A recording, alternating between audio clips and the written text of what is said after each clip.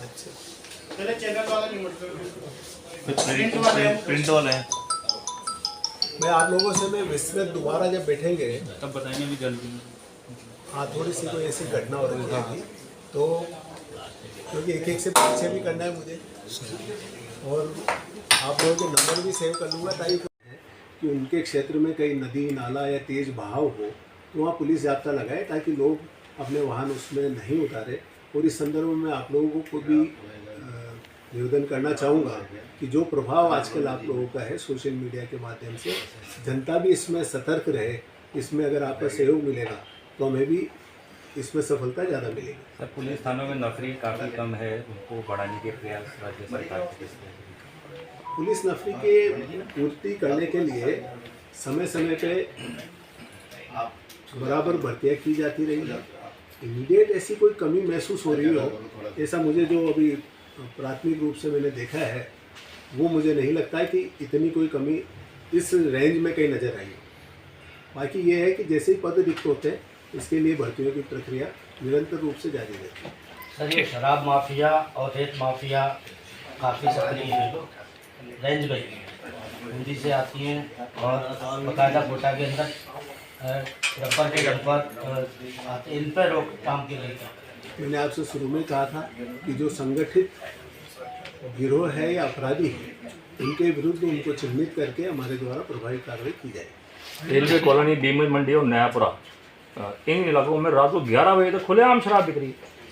थानों से 20 मीटर दूर। पूरे कोटा में ही मिल रही है सर, कोई रोकने वाला नहीं है। कोई रोकने वाला नहीं है। कोई रोकने वाला क्यों नहीं? आबकारी विभाग नहीं, पुलिस वाले पुलिस की टीमें भी सर आसपास से खड़ी हो रही है। और मैं पक्का विश्वास दिलाता हूँ कि इस पे हम प्रभावी कार्रवाई करेंगे। अगली बार जब मुलाकात होगी तो आप लोग खुद कहेंगे कि इस पे अंकुश लगा है। सर, शहर में चोरियां बढ़ रही है सर, इसमें लोगों का ये आरोप है रात्रि को पुलिस इसमें चोरियां होती है। मेन चौराहों में जैसे मार्केट, तो इसके लिए क्या किया जाएगा? गश्त की व्यवस्था सुधारी जाएगी। मैंने आपसे निवेदन किया है कि अगली बार जब मुलाकात करेंगे तो आपके कई सारे पॉइंट्स का समाधान वाह मिलेगा। ठीक है, धन्यवाद। पहली प्राथमिकता ये होगी कि आम जन में जो हमारा पुलिस का ध्येय है विश्वास हो और अपराधियों में भय हो। इसके लिए हम सांप्रदायिक सौहार्द भी मेंटेन करेंगे, संगठित गिरोह से जुड़े हुए लोगों पर प्रभावी कार्रवाई करेंगे और कानून व्यवस्था की स्थिति कोई डिस्टर्ब करेगा तो उसके खिलाफ हम सख्त कार्रवाई करेंगे।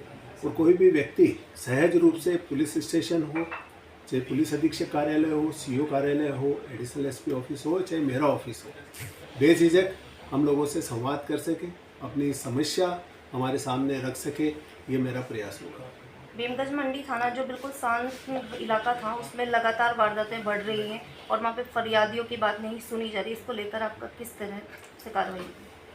क्योंकि मैंने 2 ही दिन पहले ज्वाइन किया है और आपको पता ही थी कि एक दुखद घटना झालावाड़ हुई और सीधा ही मैं उदयपुर से आया और उधर चला गया था। अगर ऐसी कोई परिस्थिति होती है तो निश्चित रूप से हम देखेंगे और इस स्थिति को सुधारेंगे।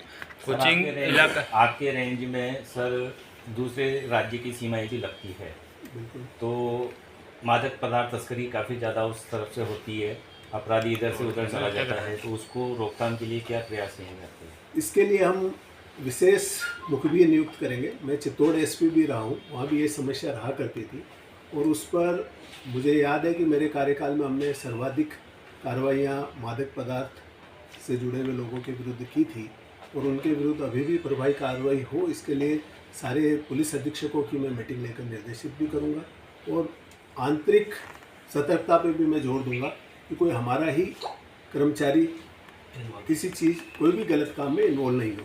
इस पर हम सख्ती से कार्रवाई करेंगे। सर, कोटा में ऑर्गेनाइज क्राइम को लेकर आपकी क्या रणनीति रहेगी? ऑर्गेनाइज्ड क्राइम के लिए मेरी ये मान्यता है कि अगर पुलिस सतर्क रहेगी तो किसी भी तरह के अपराध को रोका जा सकता है और उस पर हमारा पूरा प्रयास होगा। सर, चाकूबाजी भी कोटा में ट्रेंड चलता है, लगातार चाकूबाजी घटनाएं भी यहाँ पर होती है, अवैध हथियार चाकूबाजी तो ट्रेंड है। ये मुझे आज ही ऑफिस बैठा था तो बताया गया था कि यहाँ चाकूबाजी का चलन कुछ ज़्यादा है।